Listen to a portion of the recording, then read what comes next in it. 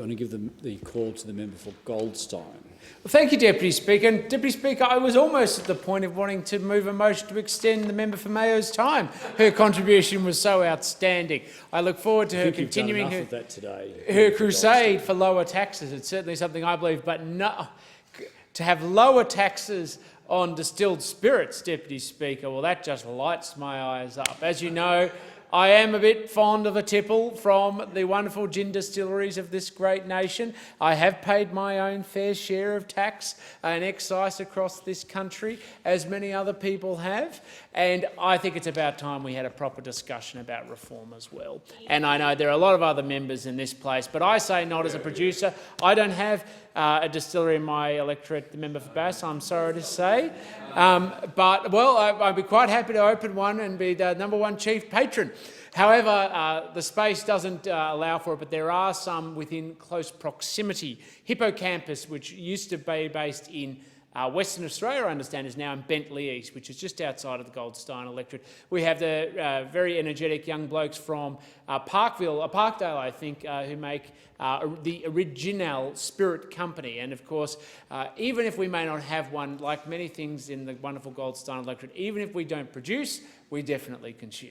So we are very proud of our contribution to encouraging the distilled spirits market grow, particularly premium spirits. And it's one of the great success stories of our country. You think about all of the things that we do, and there are many. We do wonderful wines, we do wonderful minerals, we do wonderful agriculture and aquaculture. But this is one of these areas where we have created a sector out of pure value add and human ingenuity. And it's a space where we as a country do it so much more differently than everybody else, which gives us an incredible product position. But there's one thing that's holding us back, Deputy Speaker, like the entire country, because we desperately need tax reform, tax reform, tax reform. Let's start with distilled spirits, Deputy Speaker. I'd like something a little bit bigger than that, but I'll take it as a good starting place, because we have such unique ingredients, a product that we can sell the world and that the world yearns for and loves the product we offer, but tax is holding us back. And the member for Mayo made an excellent observation. If you've ever been to a gin distillery and talked to the makers, they'll tell you explicitly about how the tax structures force them to pay tax up front.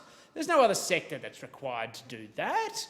And as a consequence, it's harder for new business to be established. We could have more distilleries creating new and innovative products, more Shiraz gins, more heavy gins with heavy lemon myrtle, more innovative hybrid products. Exactly, and the member for Mayo has a good sound on that too. And I've had some gins from your electorate. In fact, my parents went to your electorate recently, member for Mayo, and dropped some gin back from your electorate.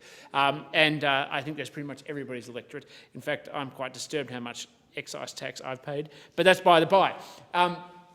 And so we need these sectors to thrive, because there's the potential not just for them to be products, of course, which we consume, not just products in terms of, well, can generate local employment, although they can, and not just, of course, the potential for products we can export, because a lot of our distilled spirits go on to win global medals. And rightfully so, because they have such unique flavours and tastes. But more critically, tax is holding the sector back from growing by making it harder for people to invest, to start new and innovative products, and to then be able to go on and sell to the world. And so if we want to have a successful distilled spirits sector, and we do have one already, but it's been held back, the potential for it to grow if we remove some of the tax and made it a bit more equal towards other tax arrangements would allow it to flourish and thrive. And then you get all the allied benefits as well. Of course, you'd have spirits regions where people go and enjoy tourism and other local B&Bs, and of course lovely restaurants, and of course, yes, maybe wine as well, one of those great other success stories of our country. And so at every point, if we roll tax back, we enable and empower the sector to grow, to attract capital and to be part of the future success of our nation. So I want to see change. I see members on all sides of the chamber here seeking change. I see particularly members of Tasmania, and we give a fair amount of money to the Tasmanian government through direct transfers, so I want it to be made sure that it's done where at least it's something that we all enjoy or could enjoy more of. And it's part of the great tradition of our country, Deputy Speaker. You may remember right back at the foundation of the modern nation when we became colonies, we used distilled spirits as a tradable product. Let's bring it back and make it part of our future too. I think you've missed your calling in life.